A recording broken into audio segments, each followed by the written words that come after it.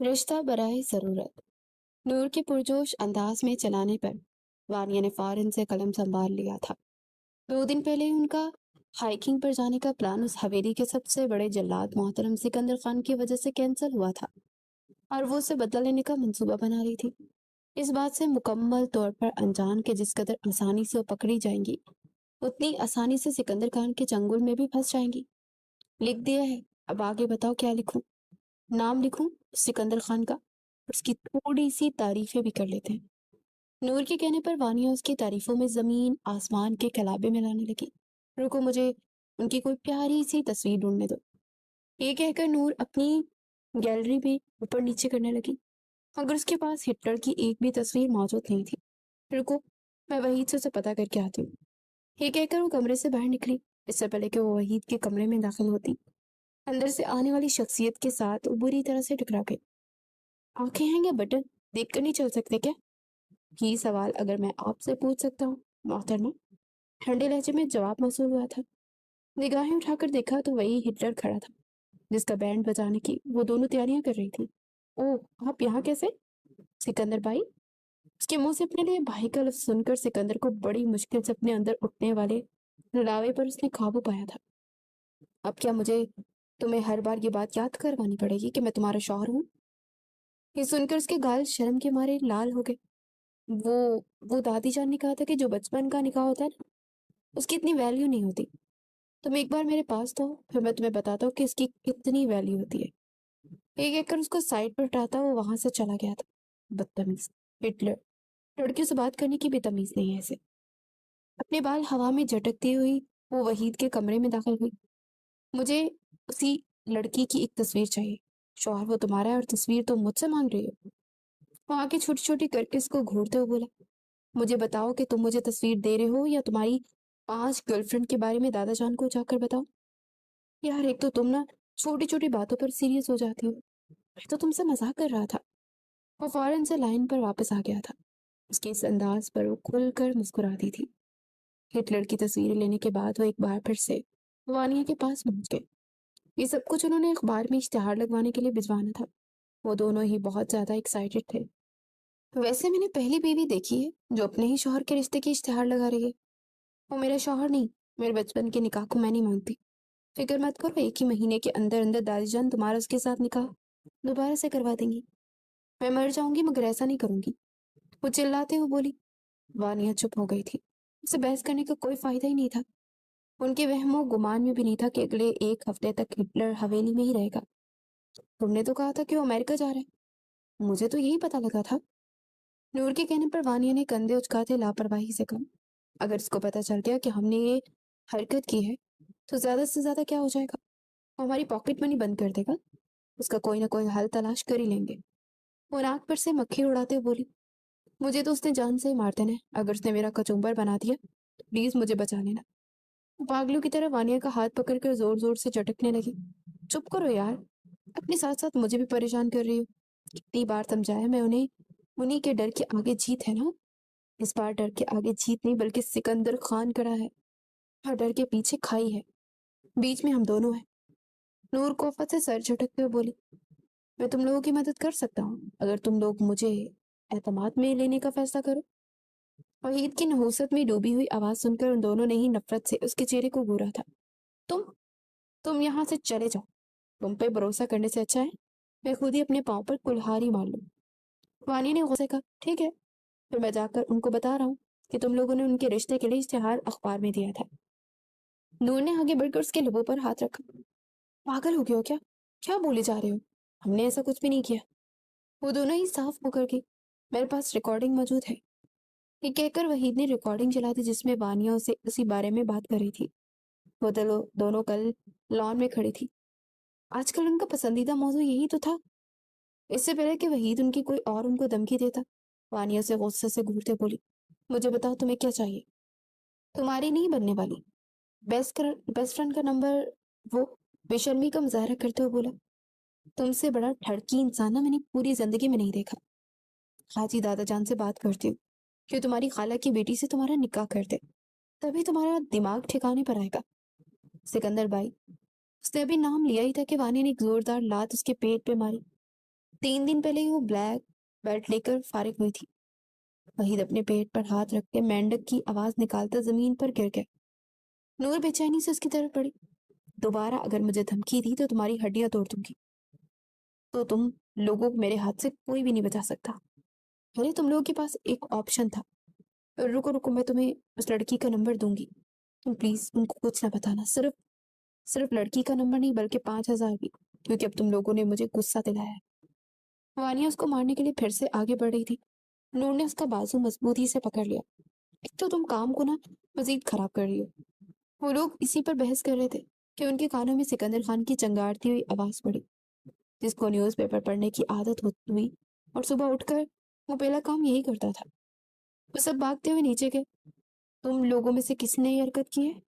किसने मेरा इश्तिहार अखबार में दिया? नूर ही हो सकती है। पीछे से आवाज आई थी। अब क्या मैं अपने शौहर का इश्तिहार अखबार में दूंगी? मैं ये करती हूँ, अच्छी लगेगी क्या? उसके चेहरे पर सदा की मासूमियत फैली हुई थी। वो उल्लू की तरह आंखें गोल गोल घुमा रही थी। उस वक्त तो सिकंदर खान को बहुत जहर लग रही थी। वो मजबूत कदम उठाता उसके पास आया और उसके ऐन सामने जाकर खड़ा हो गया। हवेली के बड़े लाउंज में जमा हो गए थे। दादी जान, देखिए किसने ये घटिया हरकत की है। मुझे बताओ तो सही, ये क्या है? दादी जान ने अपना चश्मा दुरुस्त करते हुए कहा। वहीद ने वो अखबार खींच लिया और ऊंची ऊंची आवाज में पढ़ने लगा। हमारा बेटा 6 फीट लंबा, 4 फीट चौड़ा। इससे पहले क्यों मजीद कुछ बोलता? सिकंदर ने उसके हाथ से अखबार छीन लिया। निदा के लिए अपनी हंसी कंट्रोल करना बहुत मुश्किल हो गया था। हंसते हंसते जमीन पर गिर गई। सिकंदर ने उसकी तरफ नागवारी से देखा था। तुम लोगों में से जो कोई भी मुझे बताएगा कि ये किसकी हरकत है, मैं उसे मालदीव्स का टिकट भी दूंगा। ये कहकर उसने 2 टिकट निकाले जो उसे किसी ने तोहफे में दिए थे। वैसे तो वो वहां पर अपनी पसंदीदा औरत के साथ जाने का इरादा रखता था, लेकिन अपनी पसंदीदा औरत की इस हरकत के बाद वो बहुत ज्यादा खाइफ नजर आ रहा था। वही जो कि हद से ज्यादा लालची था, फौरन से आगे बढ़ा। मैं आपको बताने के लिए तैयार हूँ। चेहरे पर हाथ रखते उसने पुरजोश अंदाज में कहा, और उसके साथ ही उसने वो रिकॉर्डिंग ऑन कर दी। नूर और वानिया को समझ नहीं आ रही थी कि वो कहाँ जाकर अपना चेहरा छुपाए। इस कदर शर्मिंदगी उन्होंने आज से पहले कभी भी महसूस ही नहीं की थी। मैंने तुम्हें कहा भी था कि ये हरकत ना करो वानिया। अब उसके कानों में गुस्ती उसको पूछ रही थी। तुमसे मशवरा लिया था मैंने। वो दोनों एक दूसरे पर इल्जाम लगा रही थी। दादी जान, अब आपने देख लिया ना, तुम जानो और तुम्हारा काम जाने। उन्होंने सब कुछ अपने पोते के हाथ में दे दिया। चलो चलो मेरे साथ। उसने नूर को अपने साथ चलने का इशारा किया। वानिया, जो कि शुक्र का कलमा पढ़ने में मसरूफ हो गई थी, अपने नाम के पुकार पर पाँव खींचती हुई उनके पीछे ही हवेली से बाहर निकल गई। वो उनको अपने पुराने फार्म हाउस लेकर गया, जो कई सालों से बंद पड़ा था।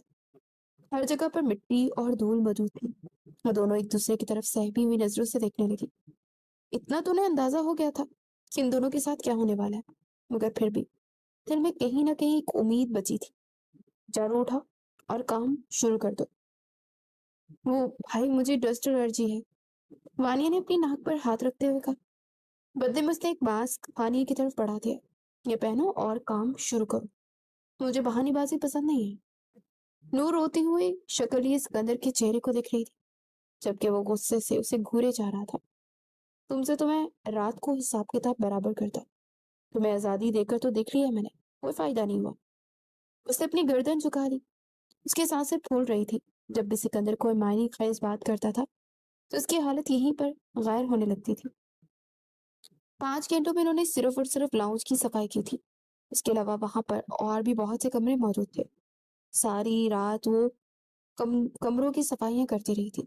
सुबह जब वो दोनों हवेली के अंदर दाखिल हुई तो उनकी हालत देखकर वहीद उनका मजाक बनाने लगा। उनका बस नहीं चल रहा था कि वो वहीद को उठाकर किसी ऐसी जगह पर फेंक दे जहां उसकी वापसी नामुमकिन हो जाए। तुम देखो बच्चों, मैं तुम्हारे साथ क्या करती हूँ। वानिया ने अपने चेहरे पर हाथ फेरते उसे धमकी देते हुए कहा। ओ हेलो, मेरे पास ना और भी बहुत से सबूत मौजूद हैं। मेरे पास वो तस्वीरें भी मौजूद हैं जहाँ तुम सिकंदर साहब की शर्ट पर इंक फेंक रही थी।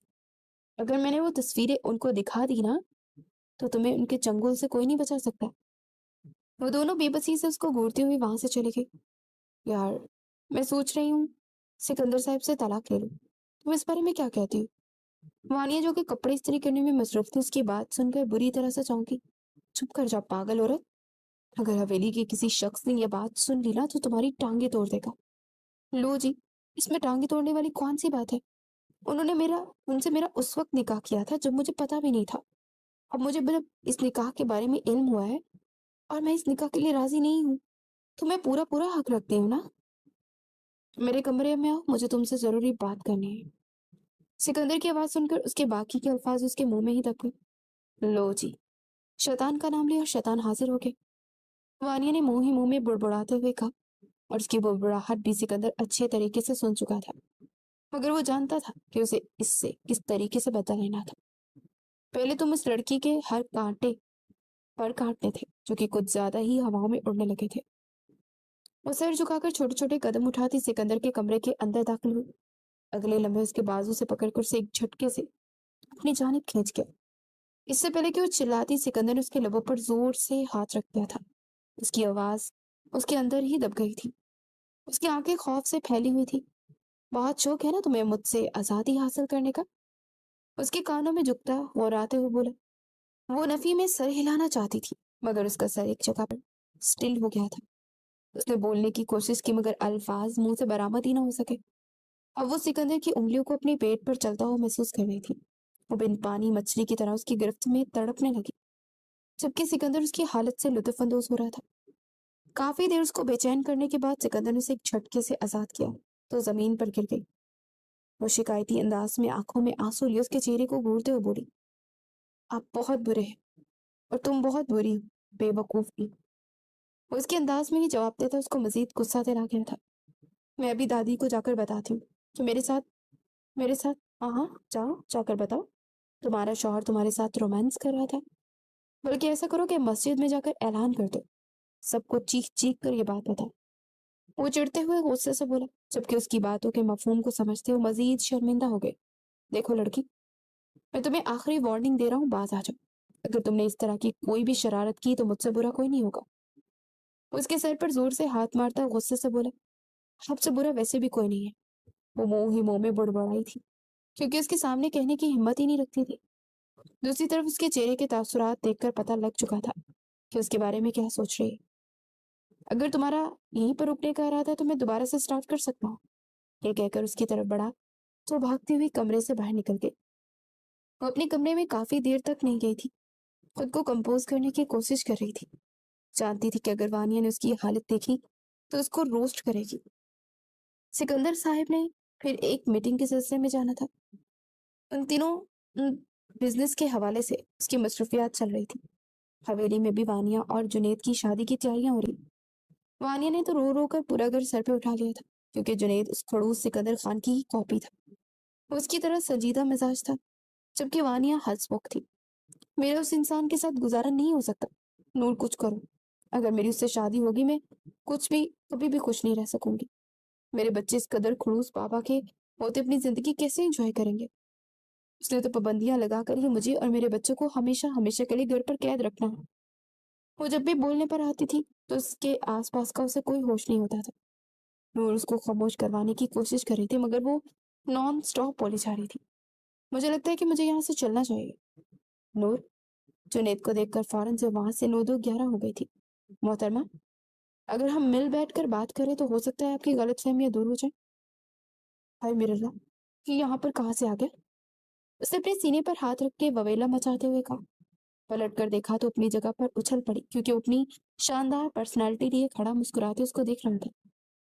वानिया ने अपनी आंखें जोर जोर से मसली, जैसे खुद को यकीन करवाने की कोशिश कर रही हो कि ये वही इंसान है या कोई और था। आप मुस्कुराती भी हैं? उसके मुंह से बेसाख्ता फिसला। उसे अपनी गलती का एहसास हुआ तो उसने फौरन से अपने लबों पर हाथ रख लिया। वैसे आपने मुझे जितना खड़ूस समझा हुआ है, इतना मैं बुरा नहीं हूँ। मैंने तो आज तक आपको डांटा भी नहीं, मगर आप गुड़िया को डांटते रहते हैं। उसकी हरकतों की वजह से डांटता हूँ ना। अपनी पसंदीदा औरत की मैं बहुत कदर करता हूँ, इज्जत करता हूँ और मोहब्बत भी करता हूँ। हल्का सा उसकी तरफ झुकता हुआ उसको दोबारा से हैरानगी से दो चार कर गया।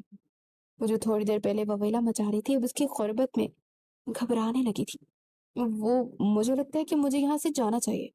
अरे, इतनी जल्दी क्या है आपको? अभी तो मैंने आपसे मजीद कुछ बातें भी डिस्कस करनी है। वो दादी ने देख लिया तो बहुत गुस्सा करेंगी, आपको तो पता है। वो देखें दादी जान, उसने जुनैद को कहा तो वो खौफजदा होकर पीछे की तरफ पलटा। वहां पर कोई भी नहीं था। वानिया भागती हुई अपने कमरे में चली गई। वानिया बेगम, मेरी प्यारी वानिया बेगम, वो उसकी पुश्त को घूरता मसरूर अंदाज में कहने लगा और अपने कमरे में चला गया। वानिया की शरारतें उसे बहुत अच्छी लगती थी। वानिया नेचर वाइज बहुत अच्छी थी। जुनैद को अपनी जिंदगी में इसी तरह की ही औरत चाहिए थी। रात 11 बजे का वक्त था। नूर दबे पांव अपने कमरे से बाहर निकली थी। खड़ूस से सिकंदर साहब से बदला भी तो लेना था। वो कैसे इसको इतनी आसानी से छोड़ सकती थी या इतनी आसानी से माफ कर सकती थी? और जहां तक माफी का सवाल था तो ये तो नूर ने सीखा ही नहीं था। आफ्टर ऑल वो सिकंदर साहब की कजन थी। हाथ में उसने पेंट के डिब्बे उठा रखे थे। उसके पीछे पीछे वानिया भी दबे पांव चल रही थी, जिसकी अगले दिन मंगनी थी। तुम्हें लगता है कि हम ठीक कर रहे हैं? हम बेहतरीन कर रहे हैं, तो मुझ पर यकीन रखो। यकीन के साथ साथ उसे उसके आसपास नजर भी रखो। वो जलील वहीद अगर यहाँ पर हुआ तो हमारी फिर से वीडियो बना लेगा, फिर बाद में हमें ब्लैकमेल करेगा।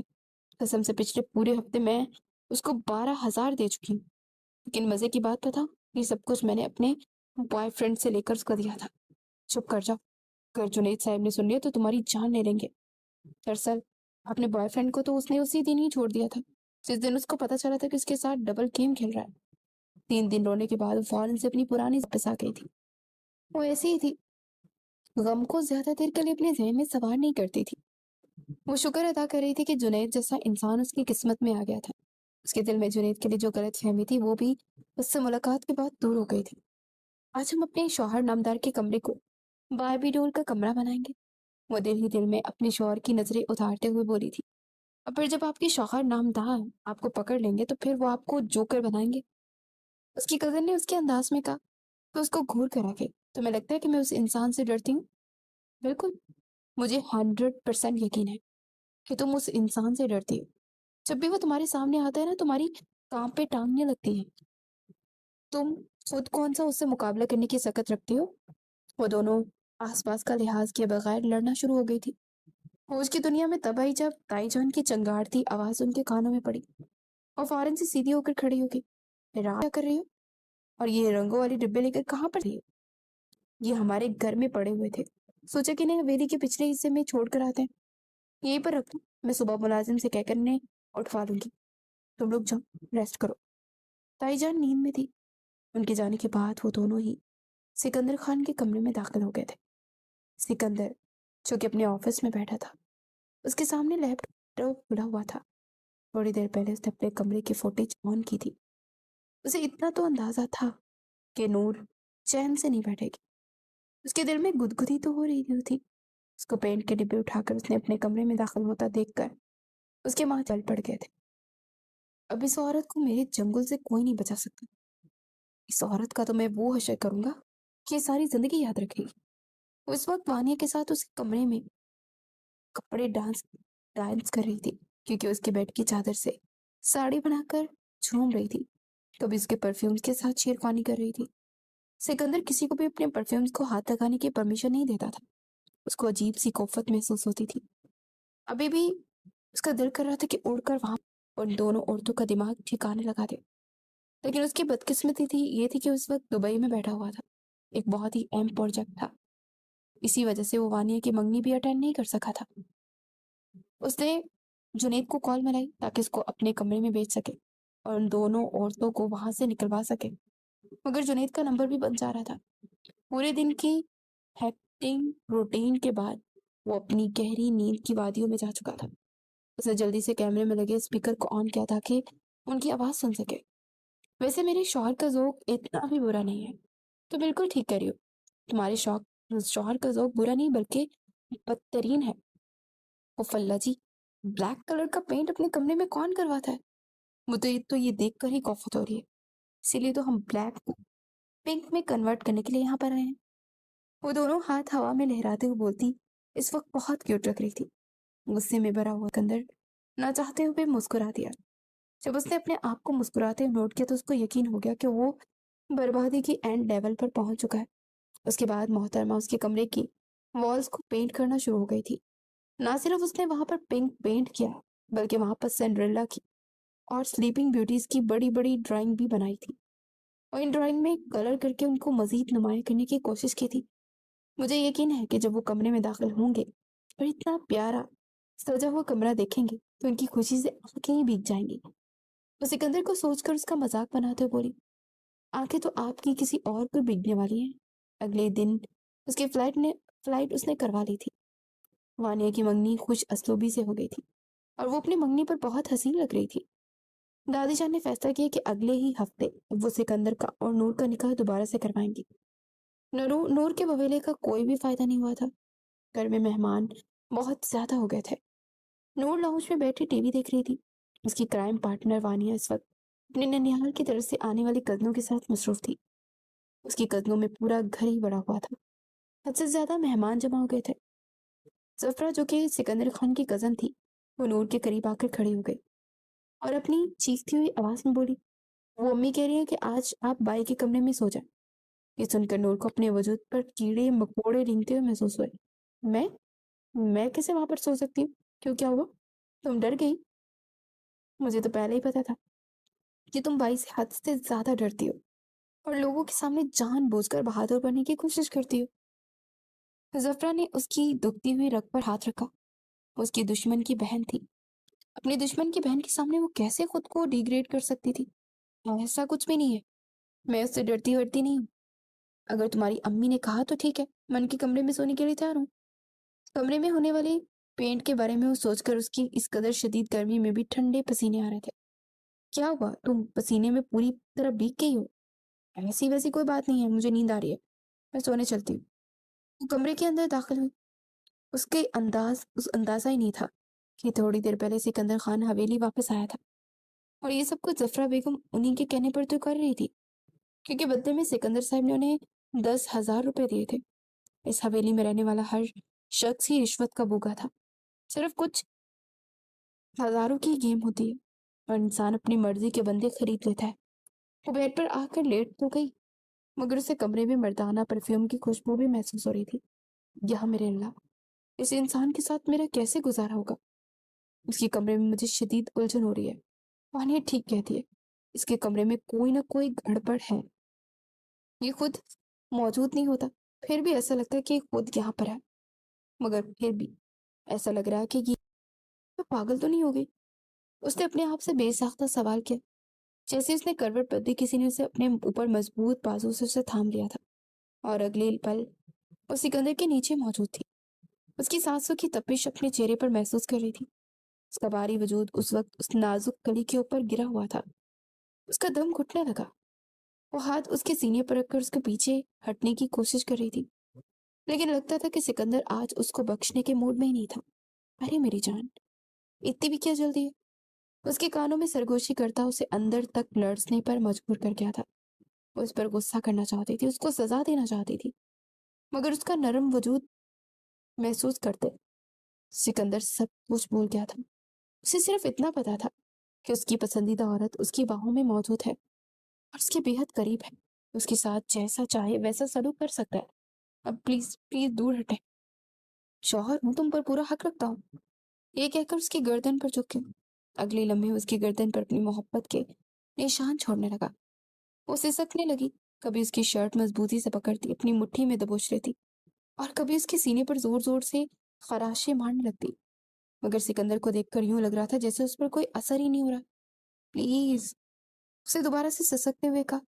سکندر نے اس کی گردن کو آزاد کرتا ہوا اس کے بعد اس کے ہونٹوں کو اپنے گرفت میں لے چکا تھا۔ نور کو لگ رہا تھا کہ وہاں پر آ کر اس نے اپنی زندگی کی سب سے بڑی غلطی کر دی۔ وہ تو اس انسان کی کھڑوس سمجھتی تھی، وہ تو سوچ بھی نہیں سکتی تھی کہ اس قدر رومانٹک ہو سکتا ہے۔ جب وہ اس سے الگ ہوا تو اپنی سانسیں ہموار کرنے کی کوشش کرنے لگی۔ اس کے ہونٹوں کو آزاد کرنے کے بعد اب وہ اس کی آنکھ کو چومنے لگا تھا۔ ایک آنسو اس کی آنکھوں سے نکلا اور اس کی گالوں پر آ کر رک گیا، جس کو سکندر نے پیار سے اپنی انگلیوں کی پوروں سے چن لیا۔ پلیز مجھ سے دور ہو جائے۔ کس کی اجازت سے میرے کمرے کا پینٹ تم نے چینج کیا؟ یہ سن کر اسے اپنی رہی جان بھی نکلتی محسوس ہوئی۔ کون سے پینٹ کی بات کر رہے ہیں آپ؟ سکندر نے آگے بڑھ کر لائٹ آن کر دی، اور اس وقت وہ شرٹ لیس تھا۔ اس کے سینے کے بال واضح ہو رہے تھے۔ اس نے فوراً سے اپنی آنکھوں پر ہاتھ رکھ لیا۔ سکندر نے اس کے دونوں ہاتھ اپنی آنکھوں سے ہٹائے اور بیڈ की साथ लगा दिया। वो एक बार फिर से उसके ऊपर झुक गया था। नूर ने इरादा कर लिया था कि अब चाहे कुछ भी हो जाए और कभी भी वो इंसान के हाथ नहीं आएगी। ये इंसान तो उसकी जान निकालने के दर पर था। प्लीज मुझे माफ कर दे, वादा करती हूँ दोबारा ऐसी गलती नहीं करूंगी। अब जो कुछ भी कहेंगे मैं करने को तैयार हूँ, ठीक है? तो फिर मुझे किस करो। ये सुनकर वो शर्म से पानी पानी हो गई। अभी थोड़ी देर पहले तो सिकंदर ने उसको किस किया था, वो बदले में इसको कैसे किस कर सकती थी? सिकंदर ने उसको घूरा तो उसने फौरन से अपने होठों पर हाथ रख लिया और नफी में सर हिलाने लगी। तो फिर ठीक है, मेरी गुस्ताखियां बर्दाश्त करने के लिए तैयार हो जाओ। सिकंदर का हाथ जैसे ही उसकी शर्ट पर गया तो जोर जोर से नफी में सर हिलाते हुए बोली, ठीक है मैं आपको किस कर रही हूँ, लेकिन उससे पहले मुझसे वादा करे कि दोबारा कभी भी इस तरह की हरकत नहीं करोगी और ना ही दोबारा कभी मुझे परेशान करने की कोशिश करोगी। वो मैं आपसे वादा नहीं कर सकती। वो असल में ना कभी कभार मुझ पर शैतान आ जाता है। ठीक है मैं वादा करती हूँ आपसे। आप ऐसे क्यों देख रहे हैं मुझे? मेरे सर की कसम उठाकर कहो तुम ऐसा काम दोबारा नहीं करोगी, आप मर जाएंगे। उसके मुंह से फिसला। सिकंदर अपनी गर्दन पीछे की तरफ गिराकर बेसाख्ता हंस दिया। उसकी हंसी बहुत प्यारी थी और ये बात उसने आज नोट की थी कि वो कम हंसता था, लेकिन जब हंसता था तो बहुत प्यारा लगता था। वो मसरूर अंदाज में उसके चेहरे को देख रही थी। इस तरह से देखोगी तो फिर मेरे लिए आजाद करना मुश्किल हो जाएगा, जाने मन। ये कहकर उसके बालों की लटों के साथ छेड़खानी करने लगा। वो इस कदर रोमांटिक निकलेगा ये उसने कभी भी नहीं सोचा था। चलो फिर मुझे किस करो। वो फिर से उसकी तरफ मुतवज्जा हुआ। अपना चेहरा उसके चेहरे के करीब किया तो उसने आगे बढ़कर आंखें बंद करके उसकी गाल पर किस कर दिया। ये किस तरह का किस होता है? मुझे होठों पर किस चाहिए। वो जानबूझकर उसे इस तरह की बातें कर रहा था क्योंकि वो शर्म से लाल हो रही थी, तो उसकी हालत देखकर मसरूर हो जाता था। दरवाजे पर होने वाली दस्तक सुनकर वो साइड पर हुआ तो जल्दी से उठ खड़ी हुई। अपनी हालत को सेट करके वो बहुत तेजी से कमरे से भाग गई थी। तब तक वो भी शर्ट पहन चुका था। वो भाई, मुझे ना उनकी एक और हरकत के बारे में पता चला है। अभी वो कुछ कहने लगा था कि सिकंदर के कमरे का हाल देखकर हंसने लगा। हमारी अगले 3 हफ्तों की पॉकेट मनी बंद हो गई है। ये कहकर सिकंदर ने उसके मुंह पर दरवाजा बंद कर दिया और वो अपनी ही शक्ल देखकर वापस पलट गया था। यानी अब इस हवेली में हंसना भी मना है। नूर सिकंदर की सबसे छोटे चचा जान की बेटी थी, जिसका उसने बचपन में ही इंतकाल हो गया था। वो बचपन से बेहद मासूम थी, प्यारी थी। उसके बाबा सिकंदर से बेतहाशा मोहब्बत करते थे। बचपन में उन्होंने नूर का सिकंदर से निकाह करवा दिया था। तब वो बहुत छोटी थी। उसे निकाह का ठीक तरह से मतलब भी नहीं पता था। उसे दादी जान ने कहा था कि लोग गुड्डा गुड्डी का खेल खेल रहे हैं, जिसमें वो गुड्डी थी। वो 12 साल की थी जब उसके बाबा का एक कार हादसे में इंतकाल हो गया था। उसकी माँ तो उसकी पैदाइश के वक्त ही इस दुनिया से चल बसी थी। उसे दादा जान की हवेली में सबसे ज्यादा जहर सिकंदर ही लगता था। जब वो 18 साल की हुई तो उसको पता चला कि उसका निकाह सिकंदर से हो चुका है। तब से वो उसको और भी ज्यादा जहर लगने लगा। वो जानबूझकर ऐसी शरारतें करती थी जिससे वो चिढ़ता था। उसका लगता था कि ये सब कुछ करके वो सिकंदर के दिल में उतरने में कामयाब हो जाएगी और उसको छोड़ देगा। उसके बाद वो मजे से अपनी जिंदगी गुजारेगी, जो कि उसकी सबसे बड़ी गलत फहमी थी। वो जब भी कोई शरारत करती तो सिकंदर उसको अपने दिल के बेहद करीब महसूस करता और उसके लिए बहुत अहमियत की वो हामिल थी। उससे प्यार करता था, इश्क करता था और उसके लिए वो किसी भी हद तक गुजरने के लिए तैयार हो सकता था। अगले चंद दिन यूं ही खामोशी से गुजर गए। वानिया और नूर सारा सारा दिन किचन में गुजारते थे क्योंकि अब सिकंदर ने उन्हें ताईजान के हवाले कर दिया था। और सिकंदर ने ताईजान को सख्ती से हदायत की थी कि अगले 3 हफ्तों तक उन्हें उन्हीं से खाना बनवाना है। किचन के सारे काम उन्हीं पर से करवाने हैं क्योंकि अब ये कुछ ज्यादा ही बेकाबू होती जा रही है। यार मुझे जीन्स शर्ट में पहनने का बहुत शौक है। सिकंदर साहब यहाँ पर नहीं है तो क्यों नहीं ये कंसर्ट पर जाने का प्लान बनाए? और नूर पुरजोश अंदाज में चलाई कमरे के अंदर दाखिल। ये लो मैडम, ये मेरे हाथ देखो और मुझे माफ रखो। तुम खुद जाओ, प्लानिंग करो। जब भी इस तरह का कोई मंसूबा बनाते हो तो वो जल्लाद बनकर मेरे सर पर नाजिल हो जाता है। पता नहीं इसको कैसे इल्म हो जाता है। मैं अकेले कैसे प्लानिंग कर सकती हूँ? रुको, मैं वहीद को और बाकी कजन को भी बुलाती हूँ। निदा सब कुछ हैंडल करके कॉन्सर्ट की टिकट उन लोगों के हाथ में देकर पहुंच गई थी और वहां से 10 बजे की वक्त निकलने वाले थे। वो दबे पांव पिछले हिस्से से बाहर आई। लेकिन हमेशा की तरह इस बार भी पकड़ी गई थी। क्या हो रहा है यहाँ पर? और तुम अभी तक सोई क्यों नहीं? जानी पहचानी मर्दाना आवाज सुनकर वो अपनी जगह से उछल पड़ी। उसका दिल एकदम से सीने से निकलता हुआ महसूस हुआ। उसने खौफजदा होकर पीछे पलट कर देखा तो दुश्मन जान बाजू लपेटे दीवार से टेक लगाकर खड़ा था।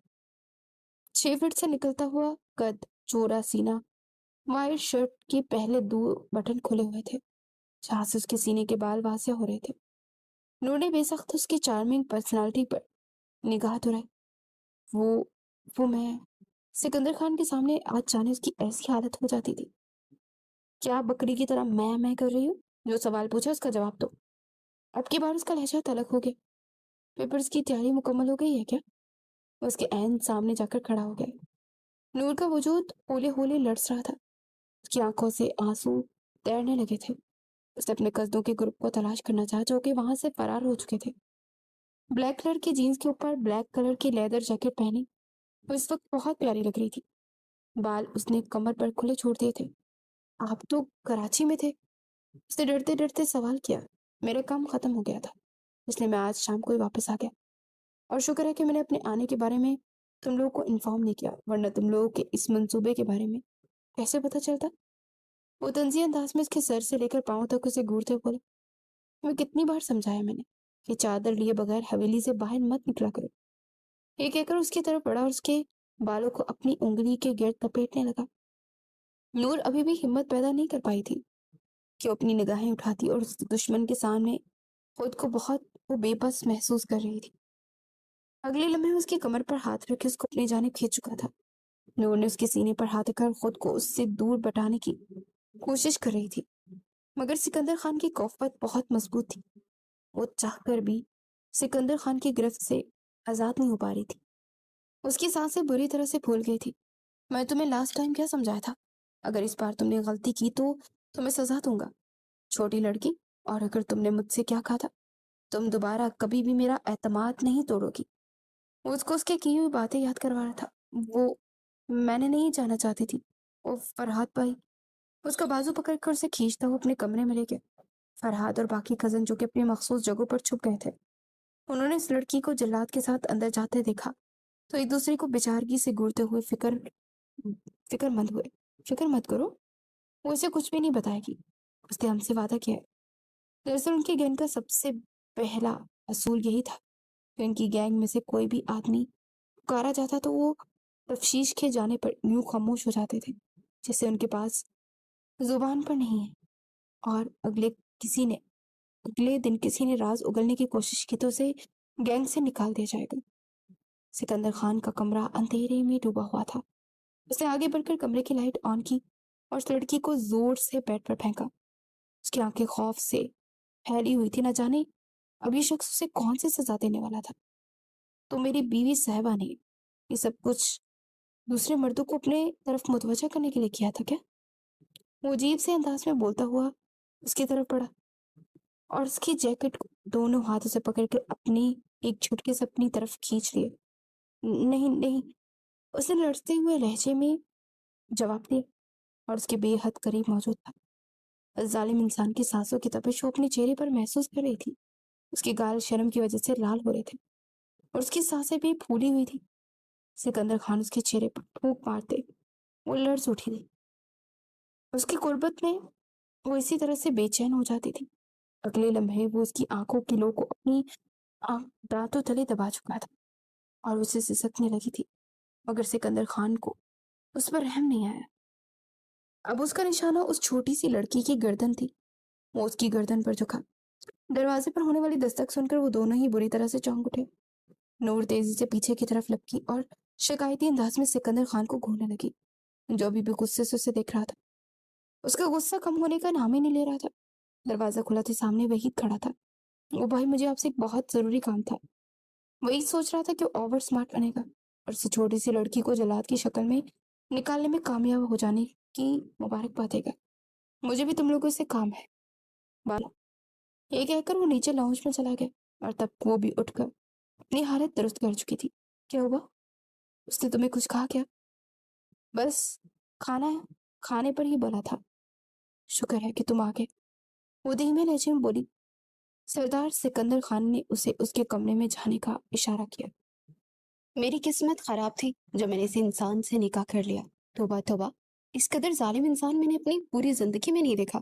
اور دیکھو تو گھر کا کیسا بیچ حشر کر دیا ہے، جیسے آنکھوں ہی آنکھوں میں مجھے زندہ نکل جائے گا۔ اس کے کانوں کی لو ابھی بھی شدید درد کر رہی تھی، گردن میں الگ ہی ٹھیسیں اٹھ رہی تھی۔ ہٹلر کہیں کا ظالم انسان! اس کو کوستی وہ اپنے کمرے میں داخل ہو گئی، جلدی سے جا کر چینج کیا اور اس سے پہلے کہ دادی جان دیکھ کر وہ اپنے پرانے خلے میں واپس آ جاتی۔ ملازمہ پہلے اس کے کمرے میں موجود تھی۔ کیا ہوا ہے بانو، پریشان کیوں نظر آ رہی ہو؟ وہ نیچے سکندر صاحب یہ کہہ کر وہ خاموش ہو گئی۔ کیا ہوا؟ وہ آپ کو بلا رہے ہیں، مگر میں آپ کو یہی مشورہ دوں گی کہ آپ نیچے نہ جائیں۔ میں ان کو جا کر بتا دیتی ہوں کہ آپ سو رہی ہیں، آپ بس سونے کی ایکٹنگ کریں۔ بانو کو چھوٹی لڑکی بہت پسند تھی، اس کی چھوٹی بیوی اس سے بہت اچھی بنتی تھی، لیکن ہوا کیا، نیچے کیا چل رہا ہے؟ وہ کھڑکی میں جا کر کھڑی ہوئی اور اس وقت بھی سکندر خان کی نظر اس پر پڑی تھی۔ اب کیا تمہیں ایک الگ سے انویٹیشن کارڈ بھیجنا پڑے گا؟ وہ حلق کے بل چلاتے ہوئے بولا تو اپنی جگہ پر اچھل پڑی۔ یا میرے اللہ، اس ظالم انسان سے حفاظت فرما۔ اس کے سارے میل کزن لان میں موجود تھے اور زمین پر گول گول ہو رہے تھے۔ اس طرح سے ہی وہ پورے لان کا چکر کر رہے تھے، جبکہ لڑکیاں ہاتھ اوپر کیے لان میں بھاگ رہی تھی۔ وہ خڑوس انسان سزائیں بھی فوجیوں والی دیتا تھا۔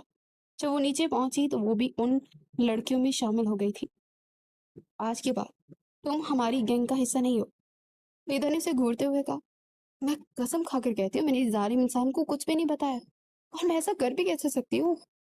وہ منمناتے ہوئے بولی۔ تو کیا پھر اس انسان کو وجدان ہوا؟ نیدا نے کوفت سے اپنا سر جھٹکتے ہوئے کہا۔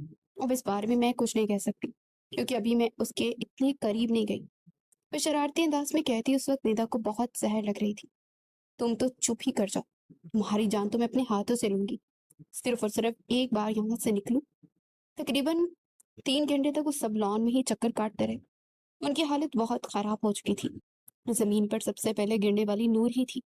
وہ ہر چیز کا لحاظ کیے بغیر بازو پھیلا کر زمین پر لیٹ چکی تھی اور گہرے گہرے سانس لے کر خود کو پرسکون کرنے کی کوشش کر رہی تھی۔ سکندر خان نے یہ دیکھا تو اس کے نئے سرے سے اسے غصہ آنے لگا۔ اس لڑکی کا کچھ نہیں ہو سکتا۔ اس کی طرف بڑھا اور اس کو بازو سے پکڑ کر ایک جھٹکے سے اٹھایا۔ اب کیا تمہیں مجھے ہر چیز کے بارے میں سمجھانا پڑے گا؟ میں نے کیا کہا تھا؟ اور آپ ہر وقت مجھے ڈانٹتے ہی رہتے ہیں۔ یہ کہہ کر اس نے پوٹ پوٹ کر رونا شروع کر دیا۔ چپ کر جاؤ، مجھے تمہاری آواز نہیں آنی چاہیے۔ جو شرارت تم لوگوں نے کی ہے نا، اس کا حساب کتاب برابر کرنا تو بھی باقی ہے۔ تم میں سے اب کوئی بھی میری اجازت کے بغیر اس حویلی سے قدم باہر نہیں نکالے گا۔ بھائی ہم تو لڑکے ہیں، تم لوگوں کی وجہ سے یہ سب کچھ ہوتا ہے۔ اگر تم لوگوں میں سے ذرا بھی غیرت ہوتی تو اس ہولیے میں اپنے خاندان کی عورتوں کو آدھی رات کے بعد باہر نمائش کے لیے نہ نکلتے۔ وحید کا چہرہ شرمندگی کے مارے لال ہو گیا تھا۔ اب وہ سردار جی کو کیا پتا تھا کہ وہ لڑکیاں تو ان کے قابو میں ہی نہیں تھی۔ تم تو مجھ سے آ کر ملو، تم سے میں سارے حساب کتاب بہت اچھے سے برابر کروں گا۔ نور کے کانوں میں جھکتا اس کی دھڑکنوں کو بری طرح سے منتشر کرنے میں کامیاب ہو گیا تھا۔ اس کے جانے کے بعد ساری کزنز نور کی طرف متوجہ ہو گئی۔ پلیز میری بات کا یقین کرو، میں نے اس کو کچھ بھی نہیں بتایا۔ میں قرآن پاک پر ہاتھ رکھنے کو تیار ہوں۔ جی جی بیگم صاحبہ ٹھیک کہہ رہی ہیں، انہوں نے کچھ بھی نہیں بتایا، بلکہ شکور نے ان کو بتایا۔ شکور کو کیسے پتا چلا؟ ان کی حویلی کا چوکیدار تھا۔ جب آپ لوگ باہر جانے کی پلاننگ کرے تھے تو وہ آپ کی ساری باتیں سن رہا تھا، اور اس نے بھائی صاحب جی کو کال ملائی تھی، اور وہ سارے ندا کو غصے سے گھورنے لگے تھے۔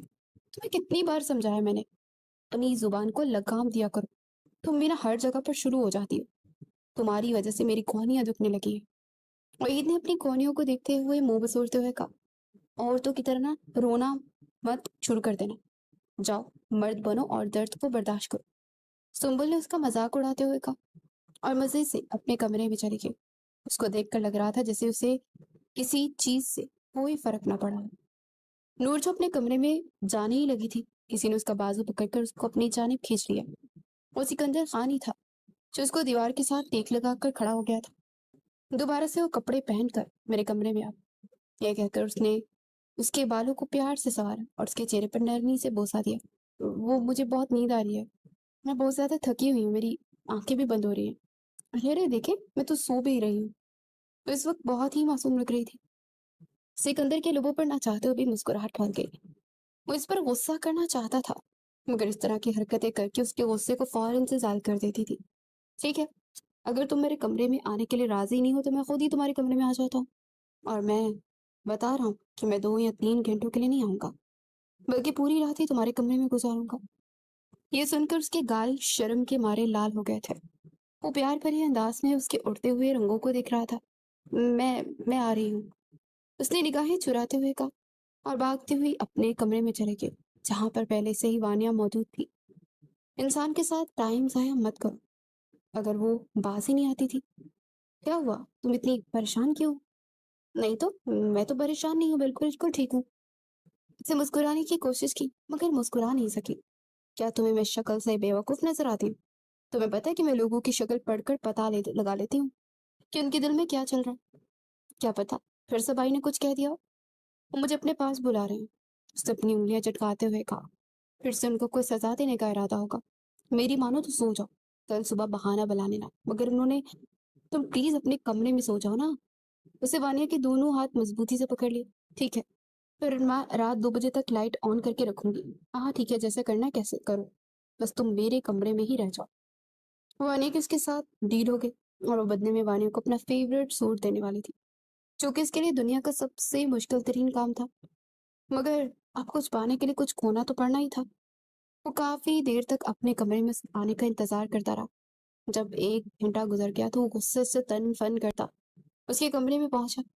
محترمہ کو رات کے وقت اپنا کمرہ اس وقت لاک کرنے کی اجازت نہیں تھی جب تک محترم ان کے موبائل پر میسج کر کے ان کو کمرہ لاک کرنے کا حکم نہیں دیتے تھے۔ سامنے وانیہ بیڈ سے ٹیک لگا کر بیٹھی ہوئی تھی، جبکہ تھوڑے ہی فاصلے پر وہ گہری نیند سو رہی تھی۔ کیا ہوا بھائی، آپ کو کوئی کام تھا؟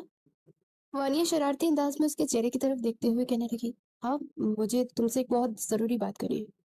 وہ بھی اپنے نام کا ایک تھا، کہاں اتنی آسانی سے قابو آنے والا تھا۔ یہ سن کر اس کے چہرے کی ہوائیاں اڑ گئی۔ کس بارے میں بات کرنا چاہتے ہیں آپ؟ اگر تم ایزی ہو تو نہیں، ابھی تو میں بالکل بھی ایزی نہیں ہوں۔ میں ایسا کرتی ہوں کہ میں صبح آپ کے پاس آ جاؤں گی۔ جس کے دل میں چور ہو اس طرح کی ہی حرکتیں کرتا ہے۔ اس بات کا یقین نور کو اس دن ہو گیا تھا۔ چلو پھر ٹھیک ہے، سو مجھ سے آ کر مل لینا۔ یہ کہہ کر دروازہ بند کر کے وہاں سے رخصت ہو گیا۔ نور نے جلدی سے اپنے چہرے کے اوپر سے کمبل ہٹایا۔ اس قدر شدید گرمی میں بھی اسے کمبل میں 5 منٹ کے لیے اپنا منہ چھپانا پڑا تھا۔ تمہاری وجہ سے میں پھنسنے والی تھی، پتہ نہیں اب مجھ سے کون سی بات کرنا چاہتا ہے۔ اس کو اب اپنی ٹینشن ہونے لگی۔ صبح نور گہری نیند کی وادیوں میں ڈوبی ہوئی تھی جب دروازے پر دستک ہوئی۔ وانیہ نے کمبل درست کیا اور جھنجھلاتے ہوئے کہا، جاؤ جا کر دروازہ کھولو، پتہ نہیں کون آ گیا۔ رات کے وقت وہ وانیہ کی وجہ سے لیٹ سوئی تھی۔ دروازہ کھلا تو سامنے محترم سکندر خان کھڑے تھے اور اس کو غصے سے گھور رہے تھے۔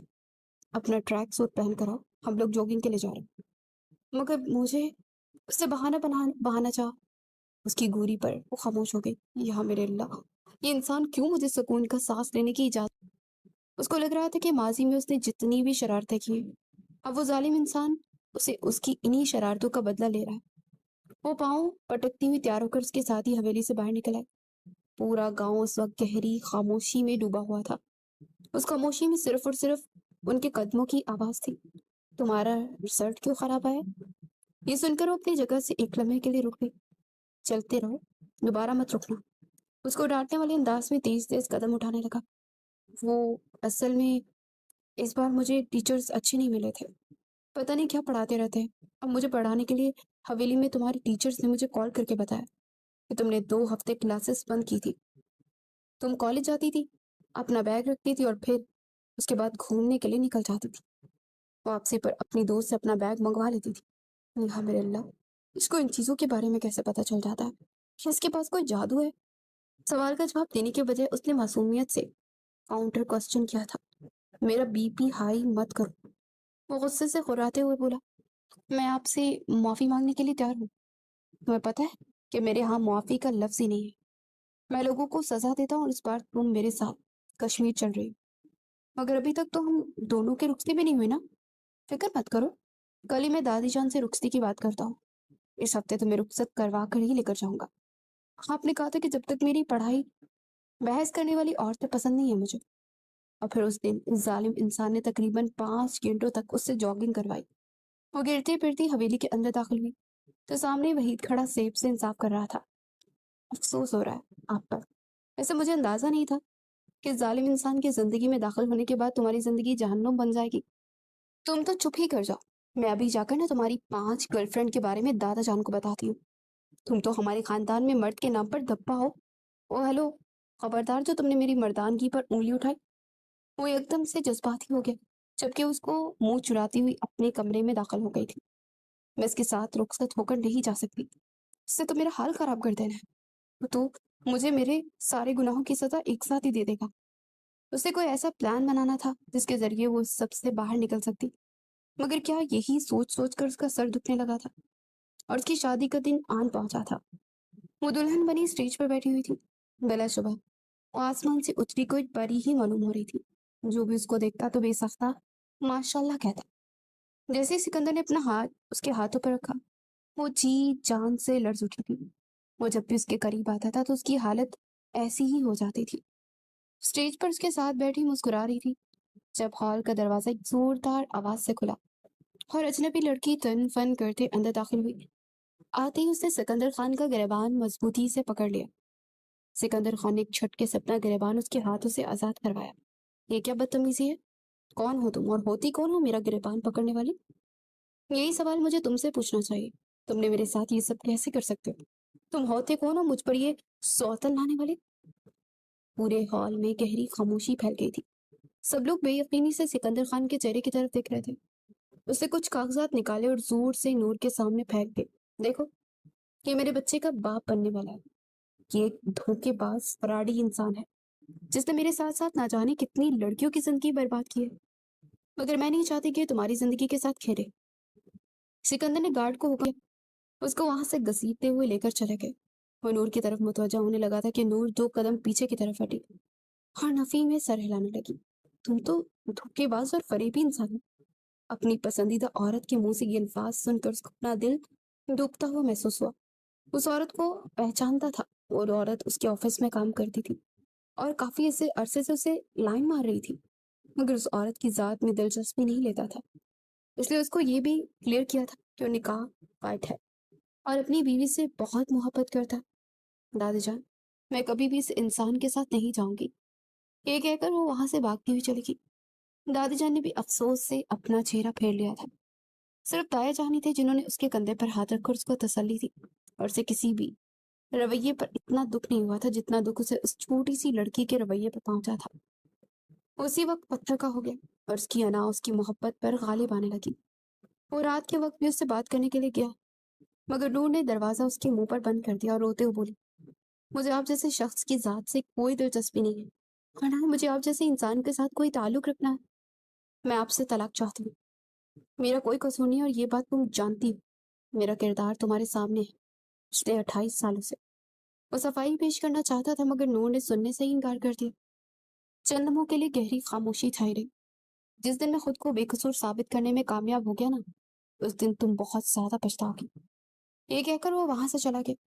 اگلے 2 ہفتوں تک اس نے نور سے کوئی بات نہیں کی تھی، بلکہ اس نے تو نور کی طرف نگاہ اٹھا کر دیکھا بھی نہیں تھا۔ صبح وہ جلدی آفس کے لیے نکل جاتا اور رات کو لیٹ واپس آتا۔ ایک دن وانیہ بھاگتے ہوئے نور کے پاس آئی اور پرجوش آواز میں چلاتے ہوئے بولی، وہ عورت جھوٹ کہہ رہی تھی، سکندر بھائی اس کے بچے کے باپ نہیں بننے والے۔